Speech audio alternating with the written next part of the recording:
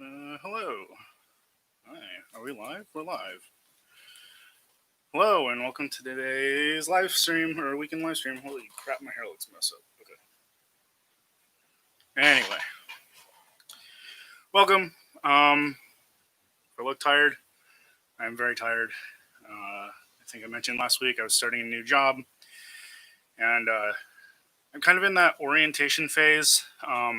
It's meant to be a telework job, uh, but because I'm in the middle of orientation and onboarding and all that, well, I'm commuting way more than I really wanted to.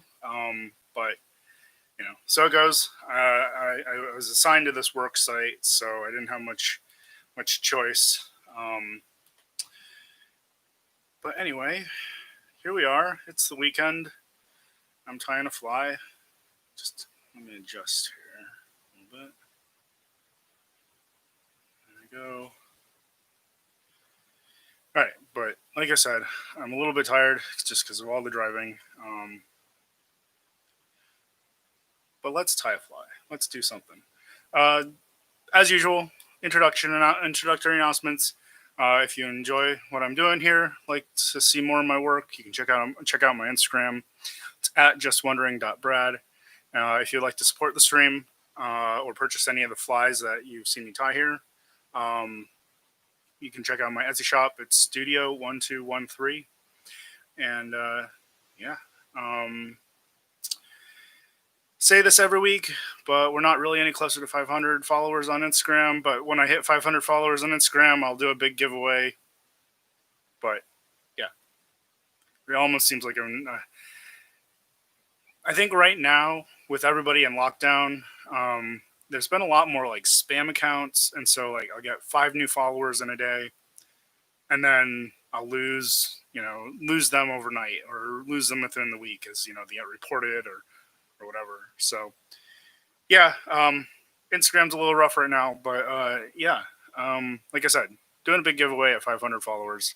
Whenever I reach it, if it's next week or a year from now, we'll do a big giveaway. Got a couple of flies, got a box of flies for whoever wins it.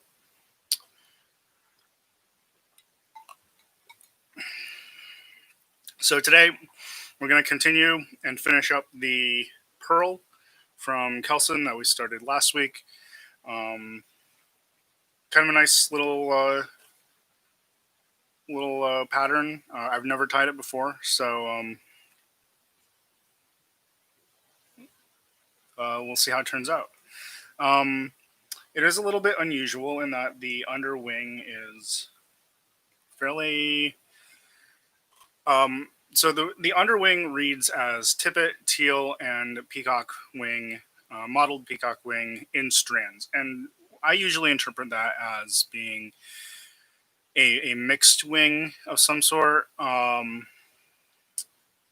I think because of the style that I want to tie this in, I'm actually going to do something a little bit different. I'm actually going to tie it in as kind of 2 separate underwings.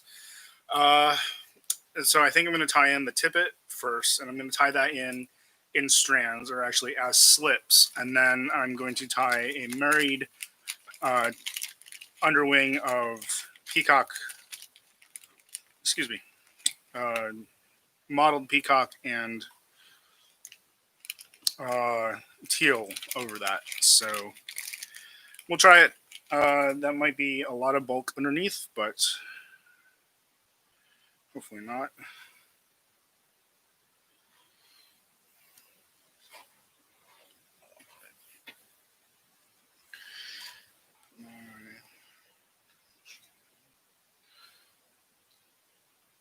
All right, so some nice, I have a nice big tippet here, and I'm just going to take some slips off of it.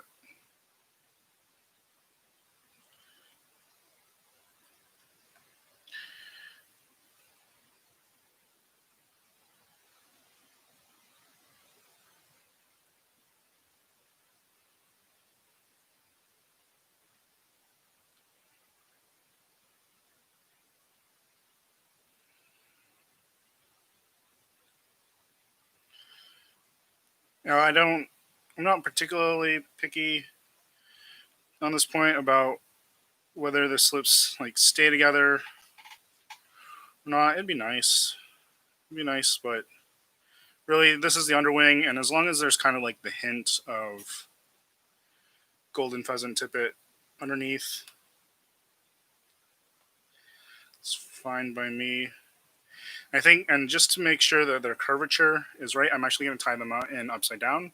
So normally, I would tie them kind of, the right side up. I know it's hard to tell, but I'm actually going to tie them in the upside down orientation. That way, they just kind of are naturally curved down and into the body. Them as long as possible, because again, this is the underwing, so I want it to. In general, when I tie tippet, I try to match the bars with the butt if I can at all. I think I can here. And then just like tying in any kind of stripling, soft loop, let it compress. Because it's just a single strip, I don't need to worry too much. But again, you can see how tying it in upside down has allowed it to flow along the body a little bit easier. All right, and because I got a lot to tie in on top of it, I'm actually going to trim the butts right now. I'm going to cut these a little bit long. So as I tie things on top of it, I'll cut the butts progressively shorter and shorter and shorter. And I'm just going to take a few.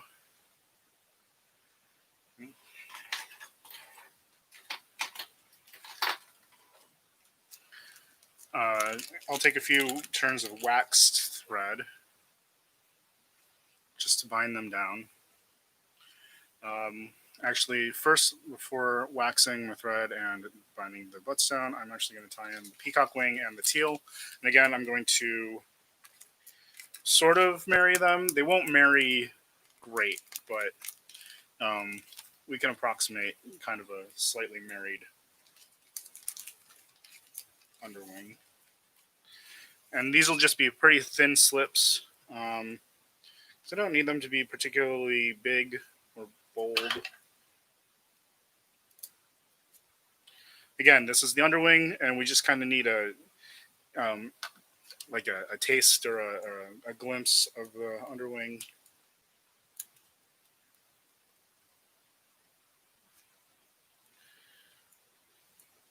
Okay, some teal. I think I'm actually going to end up using. Can I? Maybe. Yeah. Okay. Wasn't sure if I had long enough teal. I might have had to use gadwall there. But I think I got teal that's pretty long. It's not quite the longest teal. But again, just kind of, I'm going to tie this in pretty short just because, again, underwing.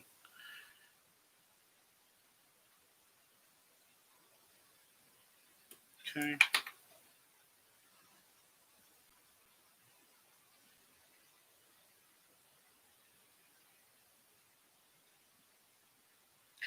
Like I said, it's not going to marry quite like a, like a married wing, but it'll just kind of, hopefully, not. Nuts. Dropped it.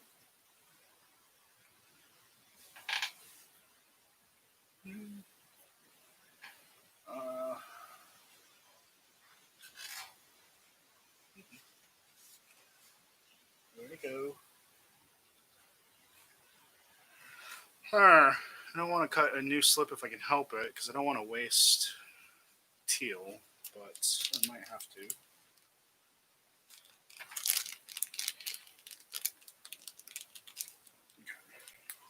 Let's cut some of this.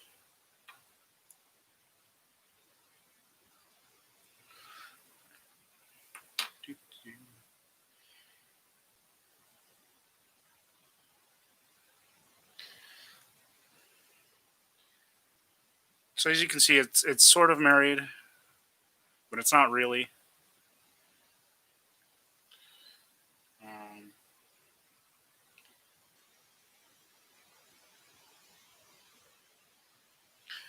There we go. So that's the wing, both wings back to back, both wings. Then we'll just tie these right on top of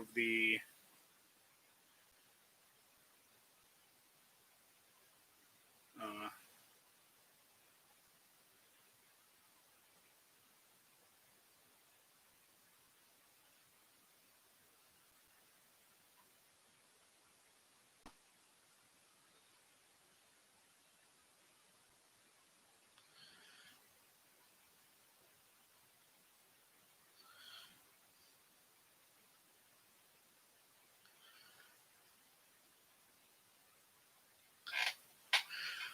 the wing there, the underwing, and just kind of, you know,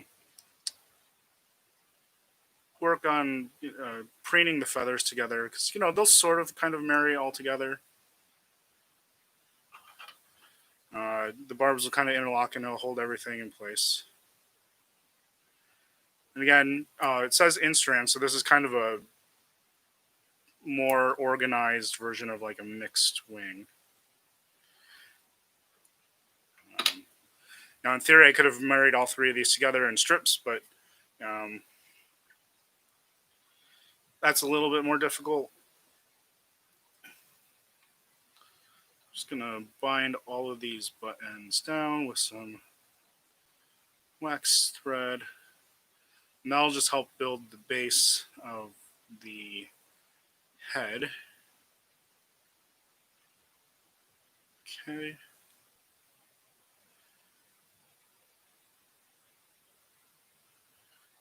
There we go. Now, the main wing is fairly simple. It's simply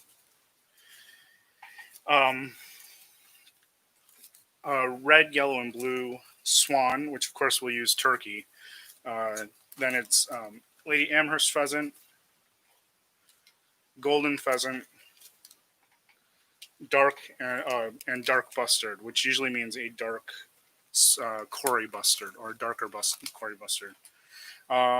So,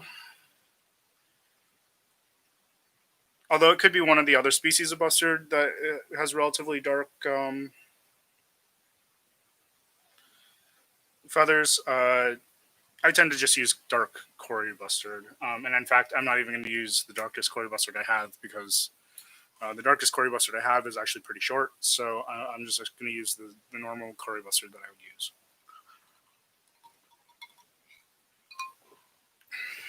And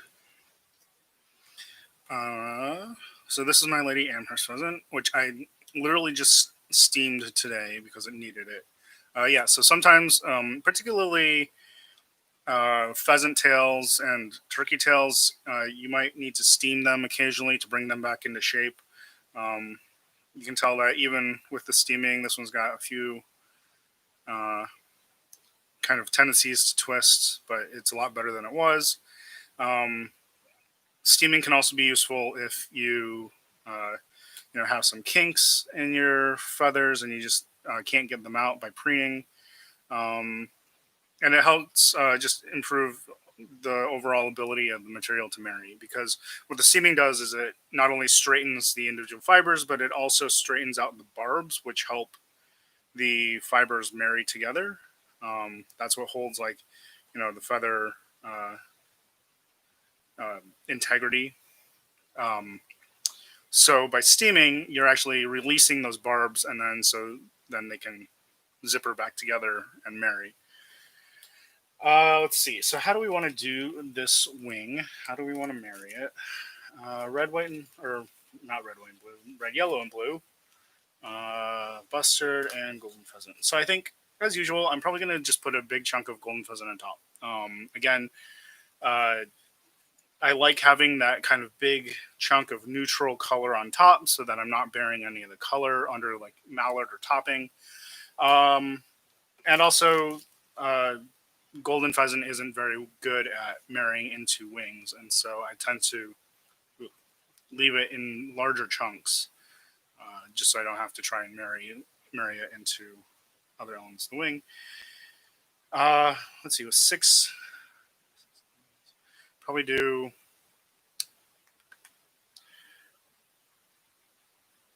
So if I do four fibers of each, 4 bars of each, then I'll probably just do 2, 2, 2, 2, 2, 2, and then 4 of golden pheasant. We'll see how that looks. I might add some more. Uh,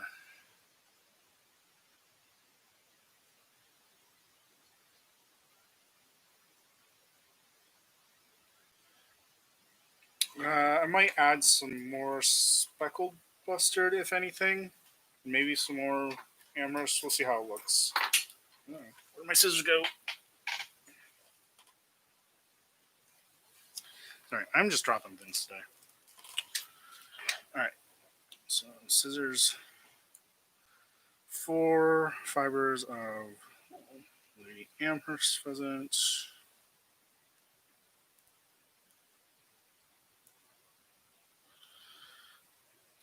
And remember, this is just a 1/0 hook, so we don't need to have kind of really chunky wing or all that many fibers in the wing. Otherwise, we could really overload this fly.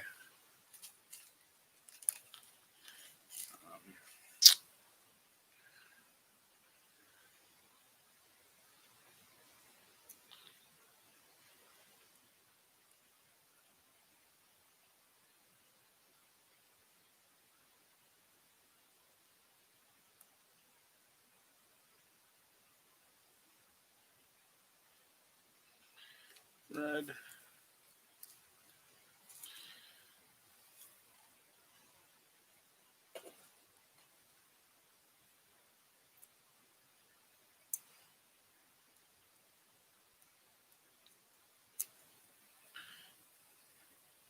Blue.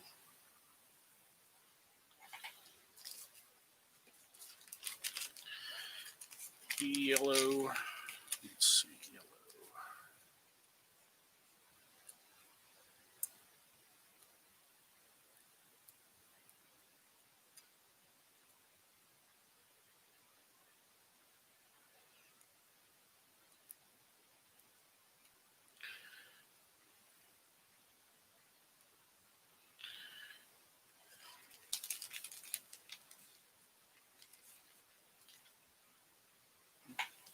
Other side.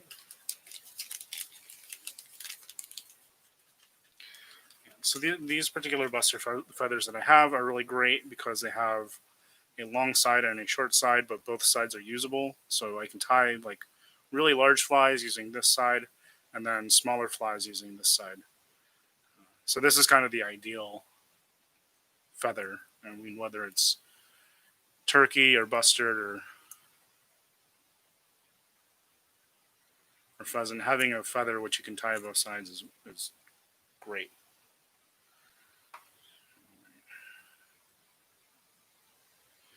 Okay, so start with that. And like I said, I think we'll go 2, 2, and 2, 2, 2, 2, 2, 2, 2, 2, 2, 2, 2, because we have 5 elements, and then we'll just put a big chunk of. I say just, but again, aesthetically, I like the idea of having a large piece of neutral on top. I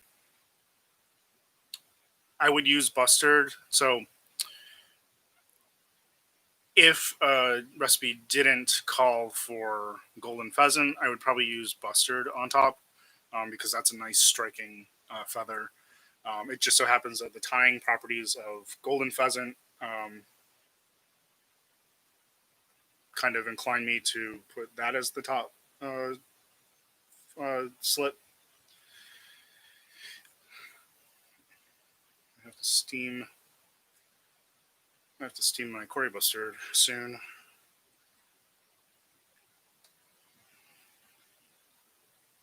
Anyway, let's see. What would be a good order of?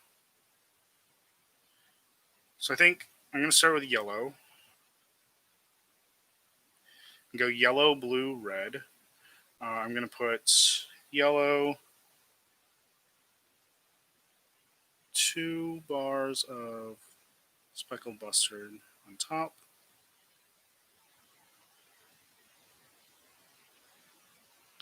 And again, I marry on the entire slip that I've cut And then I just take my bodkin, I separate out the two fibers that I want to keep. Just take away the excess. Now blue. Blue's got a slight recurve to it, but because I'm only using two fibers at a time, it should conform.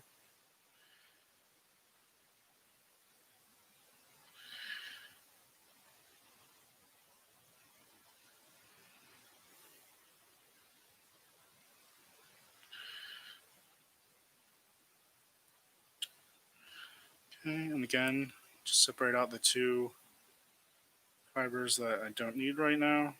Peel them off. Now the Lady Amherst pheasant.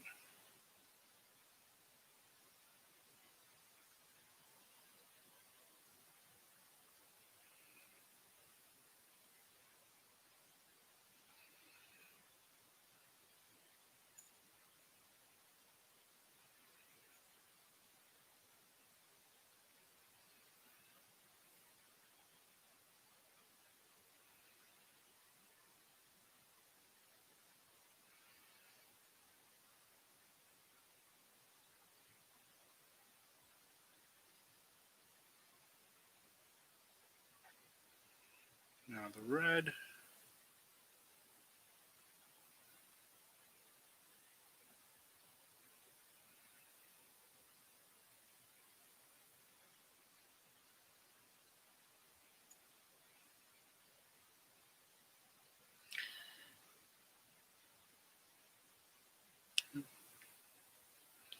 So the red didn't quite get it's mismatched up here.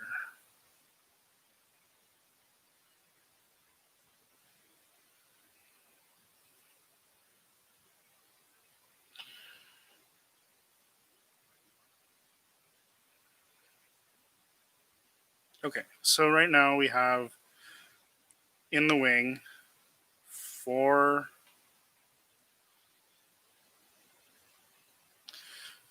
yellow, two speckled bustard, two blue, two Lady Amherst, and two red.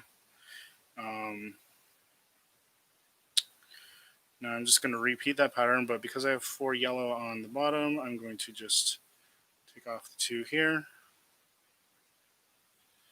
And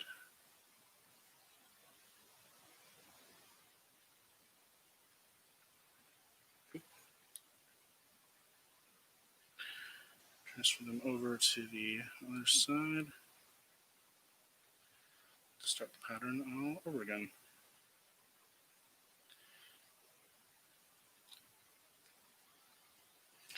Two yellow.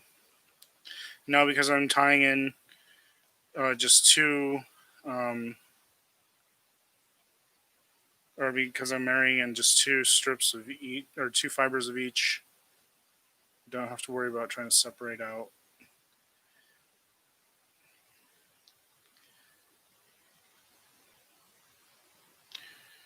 Each component or each set of fibers.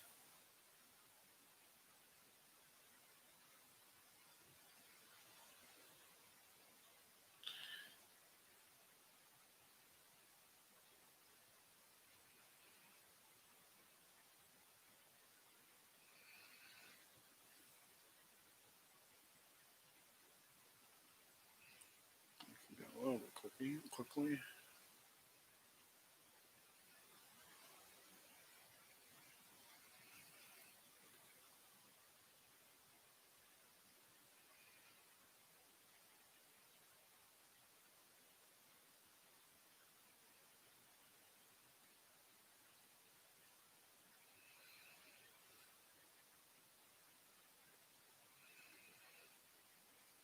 Okay, so there we go. That's the repeating pattern. A little bit focus. There we go. I like it. I like it a lot. Now I'm going to add the golden pheasant on top.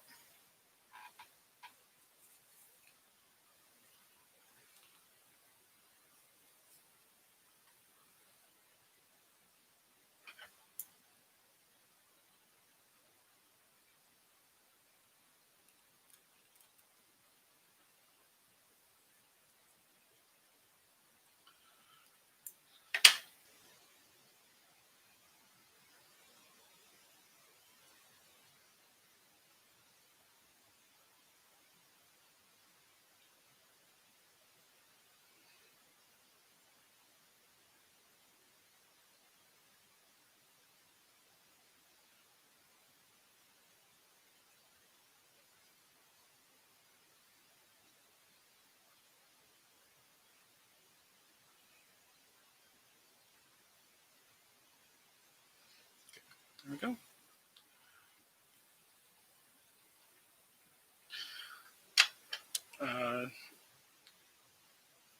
Just going to trim the butt ends here. I always do that just to even them up a little bit.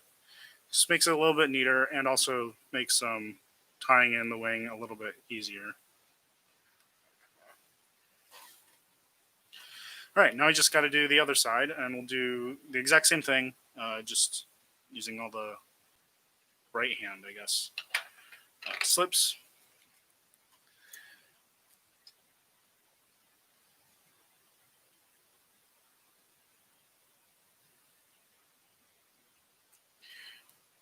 And I will make a note that I am cutting 5 yellow, but you might not be able to see it very well. But one of those middle fibers is a little bit ragged, or it's been cut a little bit short. So I'll just pull that one out when I go to marry it in, and it'll be all good.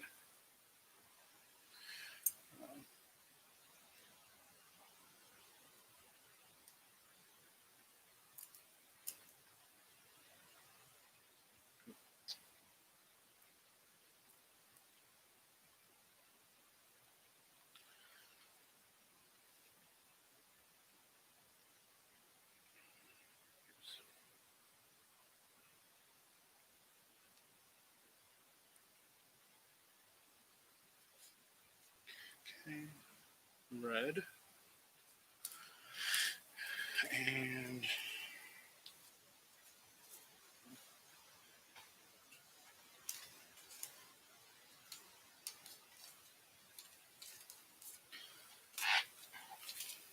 so those can go aside. Blue.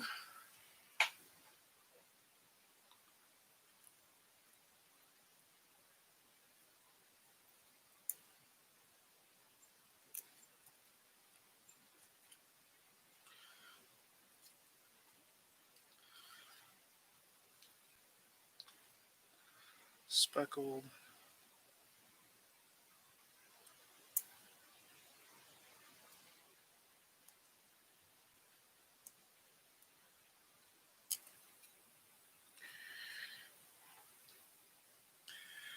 And Amherst.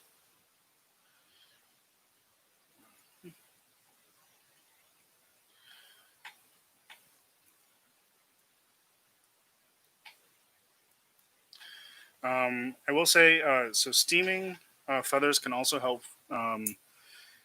feathers which have dried out. So feathers dry out for a number of reasons. The main one is loss of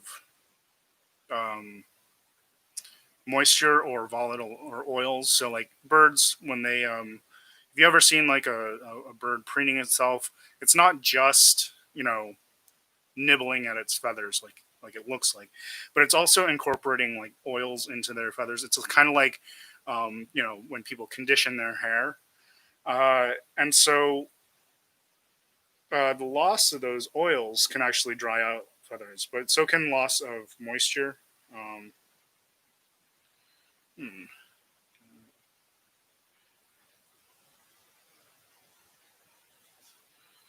So I might need some more speckled on the side, but it's okay.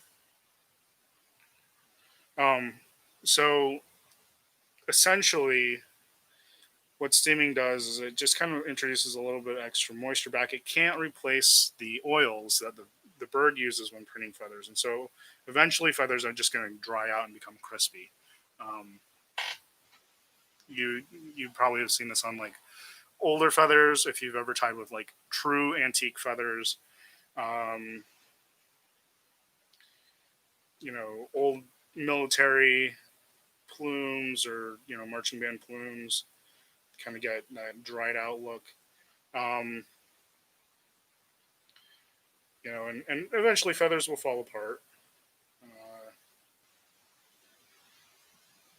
but steaming them can help bring them back into a little bit of a better condition. At least in terms of structure. It helps rehydrate the feather if it's lost moisture content. Um, there's not really an equivalent or a good way to add back any of the oils. And again, if you try to do it just with your fingers, if you transfer the oil that's on your fingers, it can actually mat down the barbs. Um,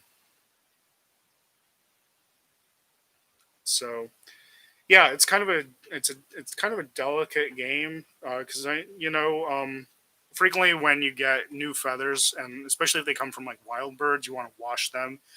But that also, in the process of degreasing them, it takes away those oils that the bird used to preen the feathers.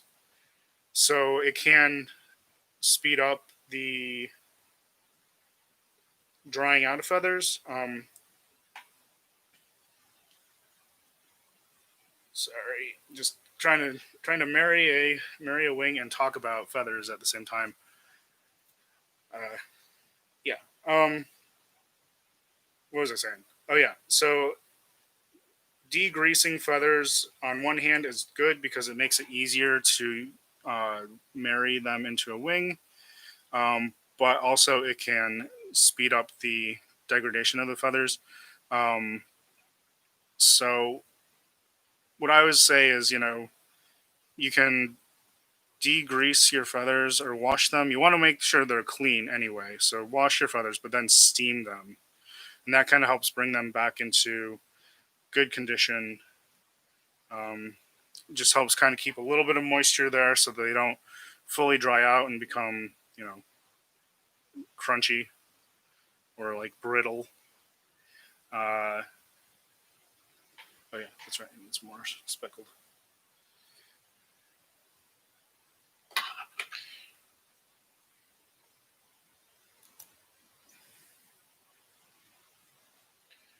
And then as part of your like routine care of your feather collection, give them steam every now and then, and just make sure that they're not there's no pests, that they're clean. Man, should have called today's stream the care and feeding of your feathers. But it's true. A lot of feathers do become brittle over time, and steaming them can bring them back. Although eventually, it has its limits.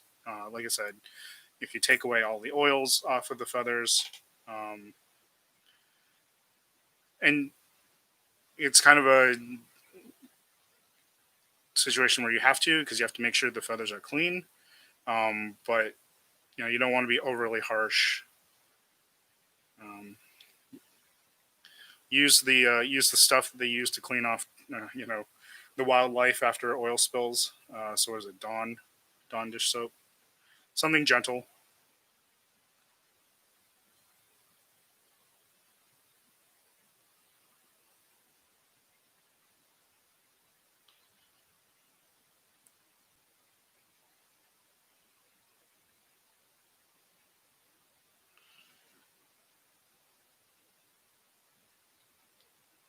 And then after you've washed your feathers, steam them just to bring them back into shape and give them a little bit of moisture back.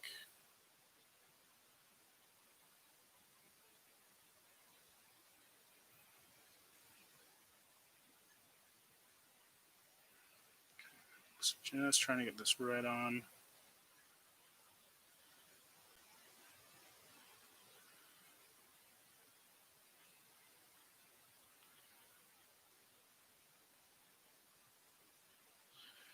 Okay.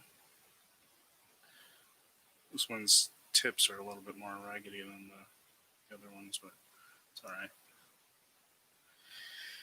right. Then golden pheasant. Top it all off.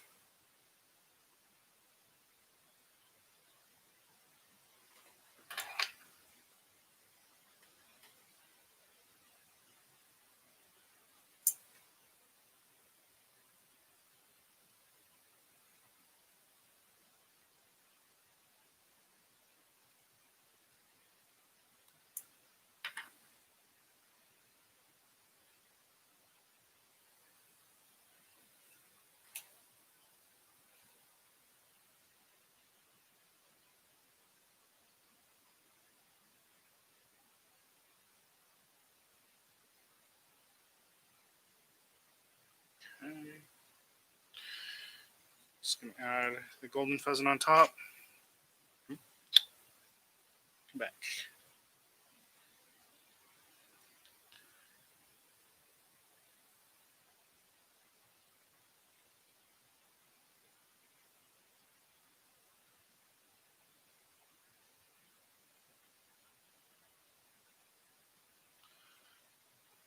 Okay. And then again, I'm going to just trim the butt ends a little bit just so they don't get in the way.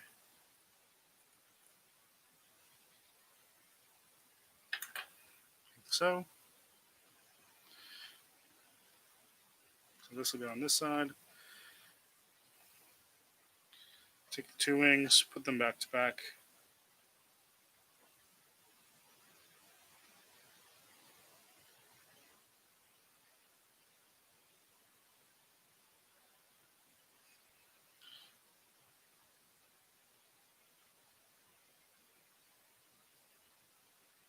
Just make sure tips are lined up. If you shape your wings a little bit, you can see how they open up into a tent. Kind of perfect for dropping in over your underwing.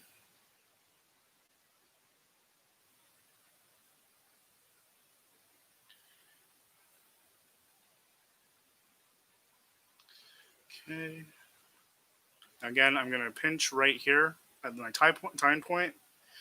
I'm going to give it a little bit of water or saliva just at the tie-in point.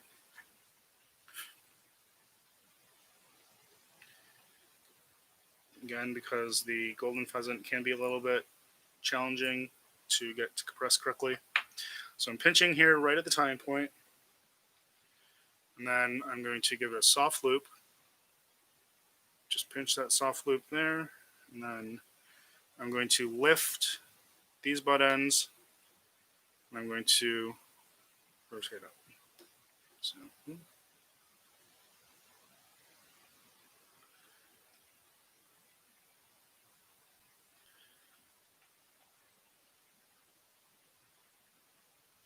I'm just using the weight of the bobbin to do all of the work for me. Let's see how I do. Pretty good. So I'm just going to wiggle it a little bit just to make sure everything's on top of the hook.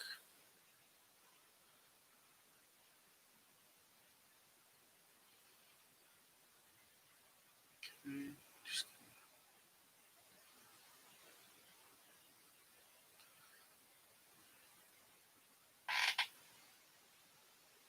Making sure it's straight. Make sure it's right on top of the hook. Just a little bit of pressure on one side to make it a little bit more straight. I'm going to pinch here again, and I'm going to just start winding the thread forward a little bit, a few wraps, just to put a little bit more even pressure on it. And that's all she wrote. It is a set wing. So again, I'm pinching right where I'm tying it in. Actually, normally I would do it like this. And then I'm just kind of lifting the butt ends, and that compresses the tie-in point. And I am just using the weight of the bobbin, because I don't want to compress it too fast or against its will.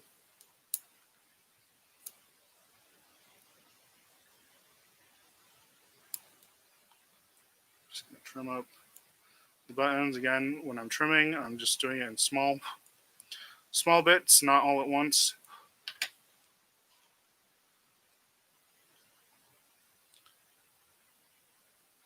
Okay. I'm going to wax my thread. Bind down the butt ends. Again, always pinching here just to make sure that the wing doesn't shift while I tie down things. So that little extra torque can cause the wing to twist.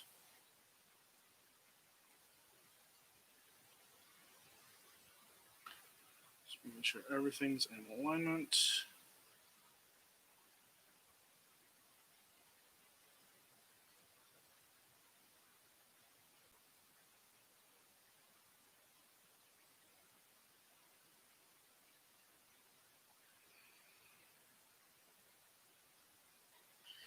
Other than the fact that the underwing seems to have disappeared up into the wing, I'm fairly pleased with that.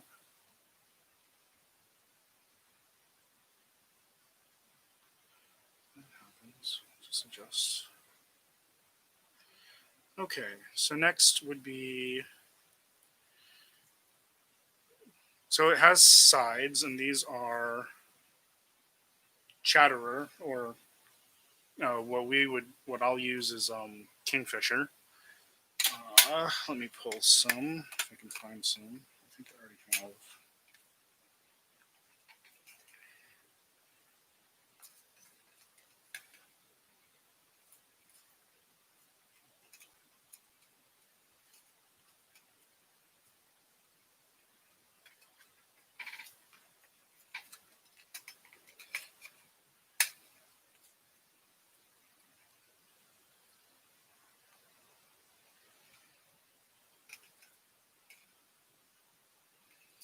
Okay.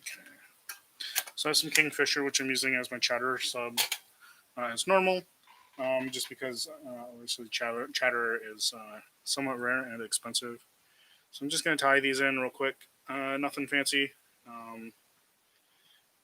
Unlike duck, they don't really need you don't really need to reverse your thread. It should go in pretty easily.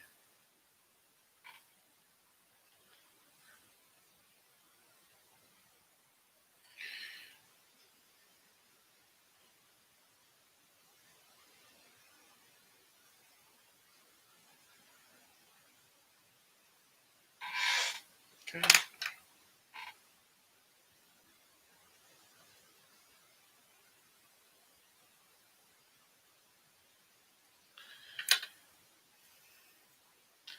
Again, I'm just going to bind them down a couple turns.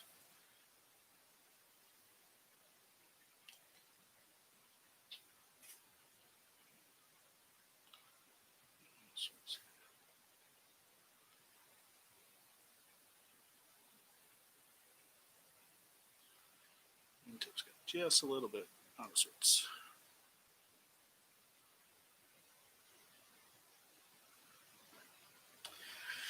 All right, so next is a mallard roof. Let me just double check my recipe here. Make sure I got that right. Yep, mallard roof, a topping, and then horns. So, mallard. And as usual, I did not pre-pick my mallard, so we're going to be digging through the entire bag. But that's okay.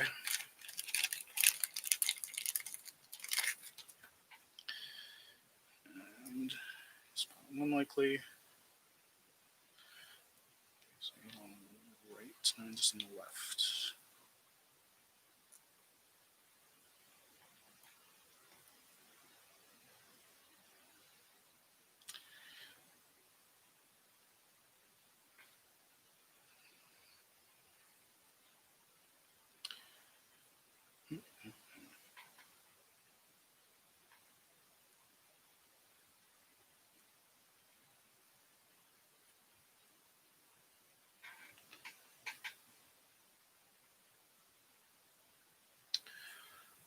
Any of these pearls, maybe.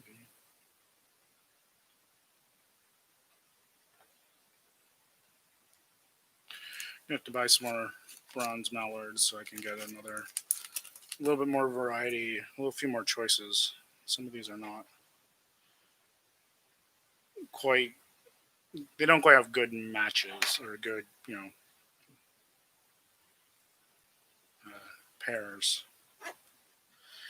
Now again, I'm selecting mallard that has quite a bit of gray, although these two feathers may not have quite enough, but essentially you want more gray in your bronze mallard. I know it sounds weird, but it makes it easier to tie them in. Because that gray part is actually what, so the bronze part actually is not, doesn't have very good barbs, and so it doesn't marry or keep its shape very well. The gray part is actually what allows you to shape your bronze mallard roofs. And this is going to be a little bit of a short roof because I don't quite have. I don't have very big bronze mallard feathers right now.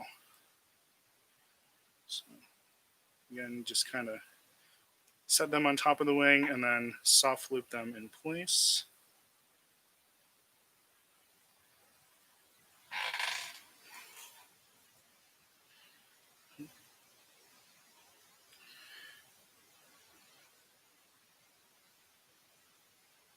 Couple turns of the wax thread just to keep them from shifting. I'm just going to trim.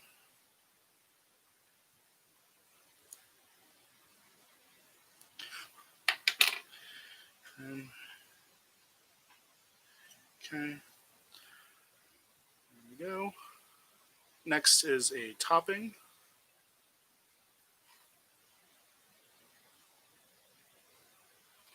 And toppings are in this Altoid container. So I use Altoid containers to store things,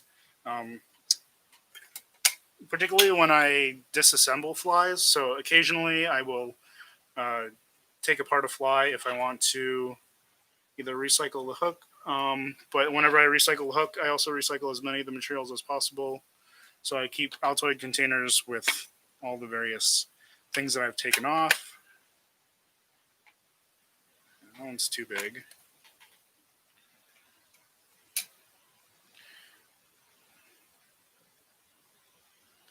This one's too small.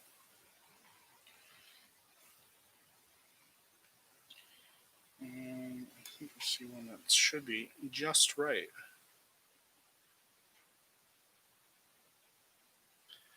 That might actually be a little bit short. And also, the shape isn't quite right. Don't worry, I have more. I have lots more.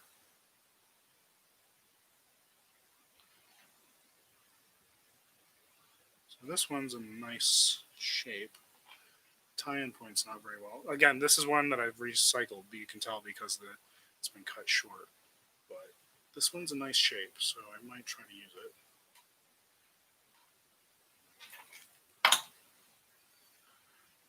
So I'm just going to flatten, grab the end, give it a nice crimp. Just going to set it in place. Only to find out that it has a pretty good twist. Okay, never mind. Not going to use that one. Oh, that's a shame. That's a nice one too. Let's see. So one's too long, too short.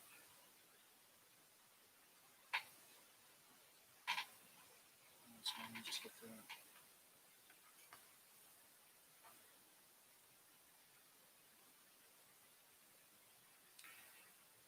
Twist. It does have a twist.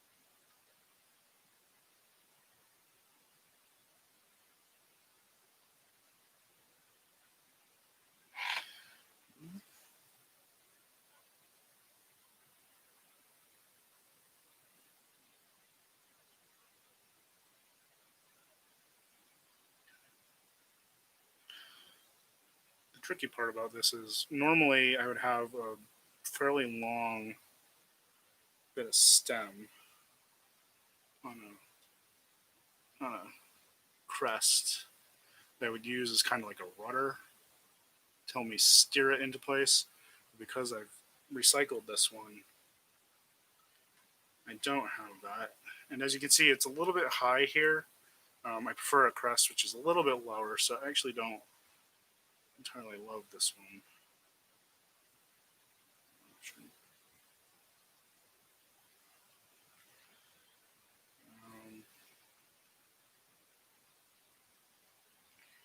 Give it a little bit more bend gently, but that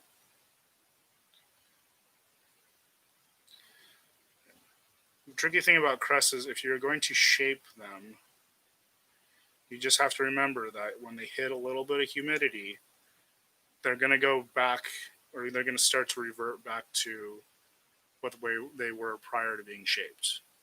So, you just have to be aware that your beautifully shaped crusts that, you spend a little bit of time on shaping may not stay that way. Now they might, depending on how well, climate control is and how well you shape them. But in general, shaped crusts tend not to stay shaped for too long. It's a little bit better. Okay. I like that. That one will do.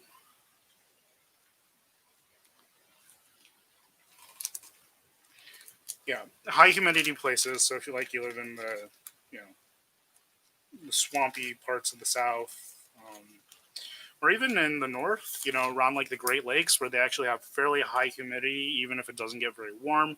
The humidity acts just as if you're steaming it. It just takes steaming a feather. It just takes a little bit longer to happen. But definitely, if the fly gets warm, and it's humid, the feathers, if they were soaked and soaked and shaped, they can definitely revert to whatever they were pre-shaping. Let's see. Horns. As usual, blue and gold macaw.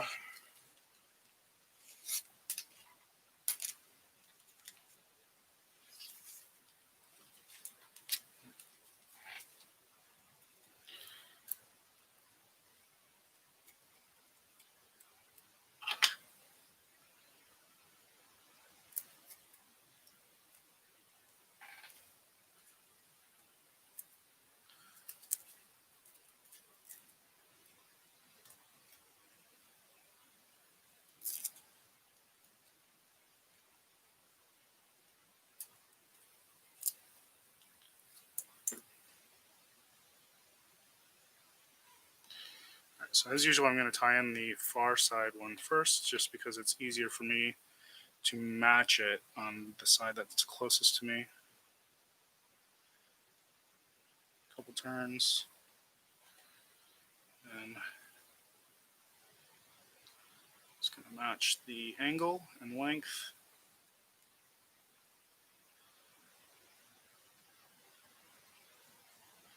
Couple turns.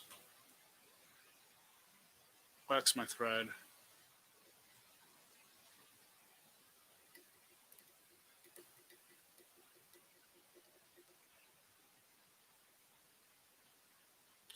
A little bit of a twist to make sure everything stays right on top of the hook.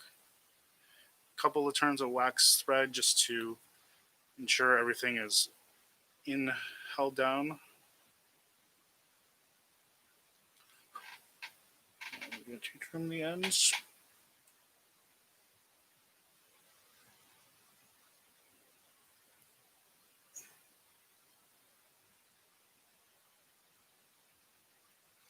Okay.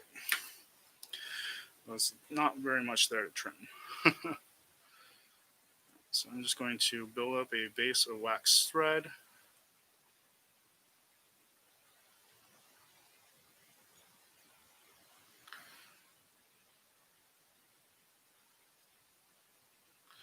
Okay. Wind all the way to the front. And let's finish off the black thread.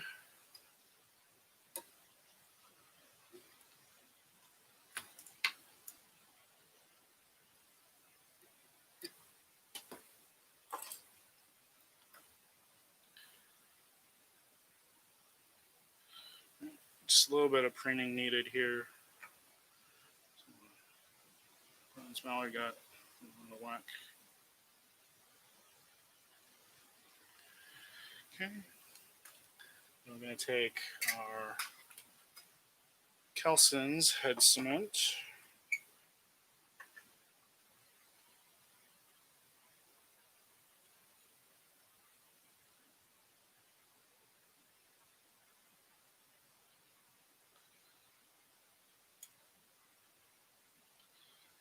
Kelson's head cement from Bill Bailey. Top notch stuff.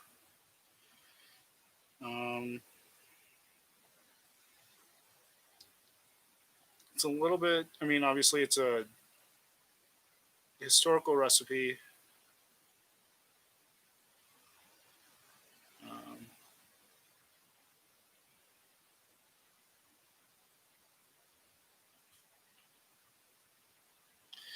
So it can be a little bit more finicky to use for those of you who are used to, you know, modern products. But it's definitely authentic. And you can get it from John McLean at feathersmc.com.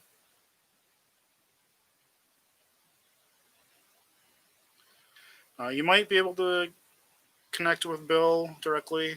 I don't actually know. I know I've seen him on social media, but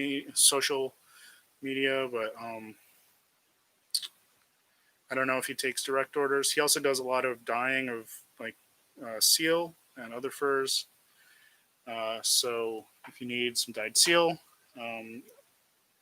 mohair, pig's wool, he's kind of the guy who does it. Again, a lot of those things are available through John McLean at feathersmc.com. So with that, here is the finished pearl from Kelson. Kind of a unique pattern, having both the slightly more complex underwing and toucan tail, but a very nice looking pattern, and yeah, fun to tie. Like I said, I've never tied this one before, so I'm quite pleased with how this turned out. If you enjoy, please give me a thumbs up, comment, subscribe, turn on notifications to see when I go live. Like I said, I just started a new job. There will be Saturdays where I need to work. So there will be some Saturdays where I'm just not able to stream.